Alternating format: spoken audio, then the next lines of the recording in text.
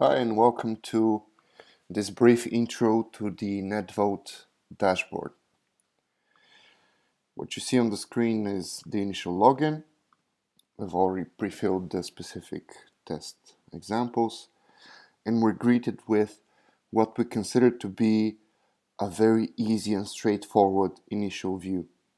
Now, the data set in this case was collected over a single day some while back, so just go back in time by selecting a time range, and now I see all the tested topics in a neat list along with the latest votes on them here on the right.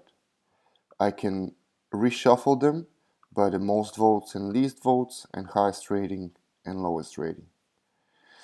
To illustrate how we can delve even deeper, I can select the topic that I would like to get some more data on after seeing the trend graph that is automatically created from the internal data per topic, and simply click on it.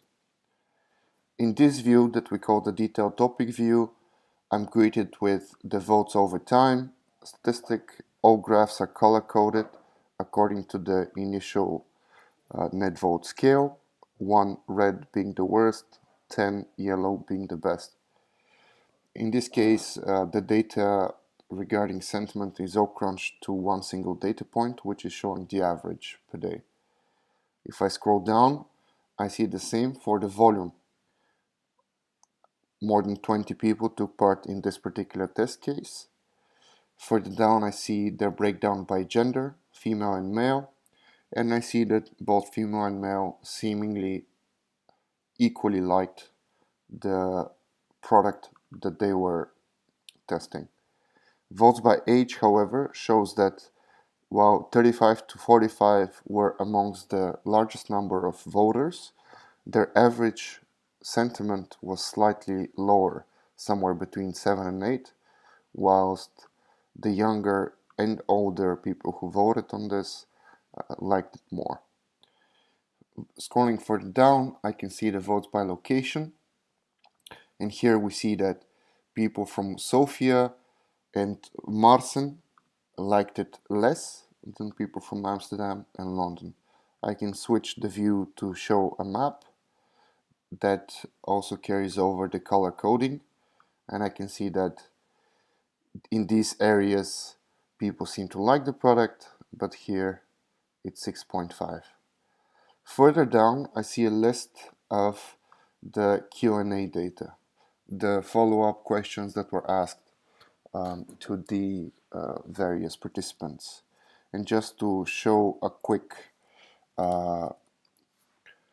view of what this looked like, the experiment in question was devised with a single gateway interaction, initially gauging the people's reaction to coffee. So I'm gonna say I like coffee about this much. I see that most people agree with me, most people my age, most people from my city. And then I'm asked, because I like it, how do I like it exactly? So I'm gonna say latte. Last time you wanted to avoid alcohol, I drank water. What do you usually drink on Sunday brunch? I'll say water. What do you drink for an energy boost? I would say coffee. What aperitif alcohol do you enjoy? I'll say beer. And then I'm taken automatically to all the topics that are connected to this interaction. And we can see here the most popular one being Maverick Sparkling Coffee Grapefruit with the highest number of votes. This is what people attending the tasting event saw, and after gauging how much they enjoyed each of the drinks that were being tested, they were presented with some follow-up questions that were related to the initial sentiment that they provided.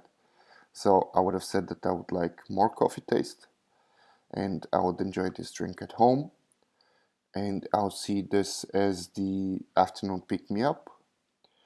And if I want to, I could leave my phone number or email address because I match the criteria of people that they would like to conduct detailed interviews with. So I'm going to do it right away. Write consent.io. Send. So if you return now to the dashboard, we'll see that for this particular topic, if I simply refresh, the latest data should, I need to select an appropriate time range. This is on the staging environment, so it's not showing up. But if I go to the live production environment, I should be able to see that, yes, here's the vote I gave a minute ago from Amsterdam. And just to be sure, I'm gonna go deeper into it. There is my vote. It was one person from Amsterdam, and here are my answers. As a male, age 36, more coffee taste, at home, afternoon pick me up, and here's my email address. So going back to the staging environment where we have the latest version, I can also go into a detailed analysis mode. And what this will do is, if I select the appropriate time range again, this will allow me to automatically play with the data by using our data exploration engine. So here I have the votes data loaded, and I can the engine automatically applies all kinds of statistical formula on top of the data set, so I can simply browse and look at the graphs and see what I kind of find peculiar or interesting. But I could also say, all right, show age group data on the x-axis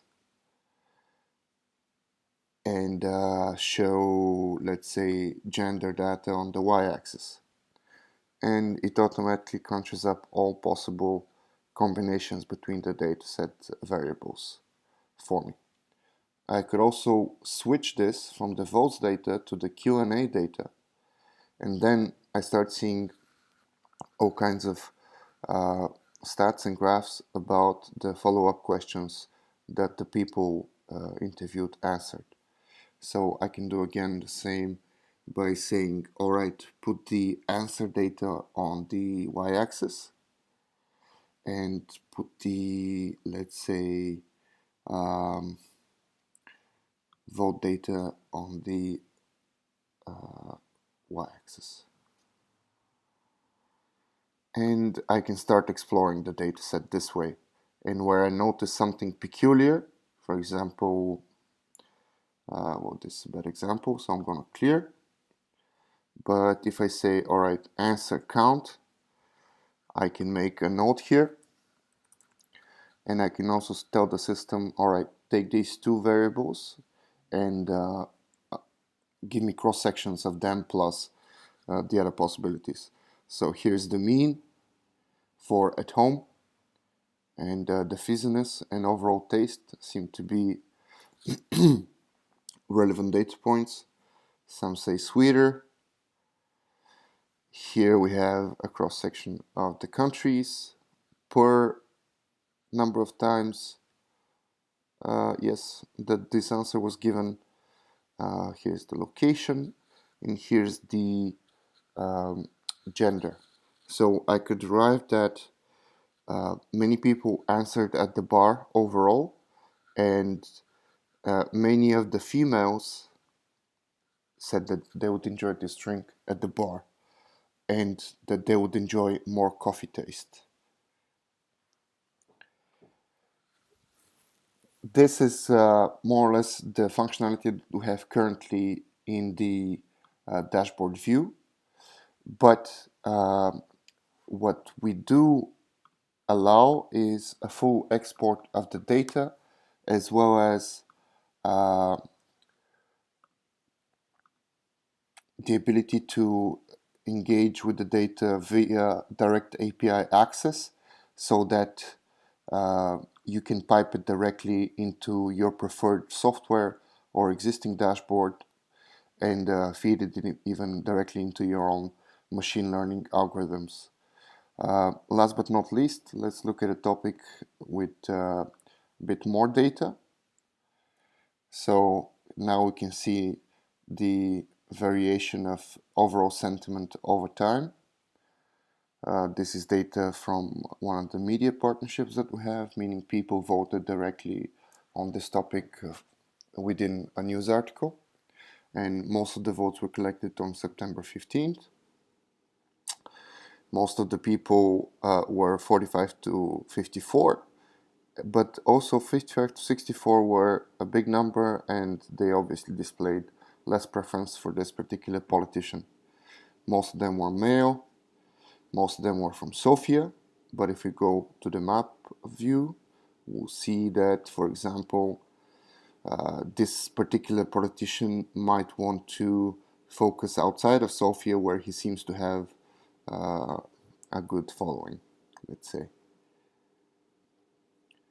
We'll go and check out another guy. This is the Prime Minister's data, and we'll see here that it's much more colorful. Again, most of the data was gathered on September 18th, and the average vote was about 4 from more than 100 votes. We see that females were less active, but they liked him on average less than males. And if we look at the map, here the data being more segmented, we can see that Sofia has a particular disliking, as well as the towns around. This is it for this demo. If you'd like to see how we further enrich the data by inputting it into our own machine learning algorithms, that will be in the second video. Thank you.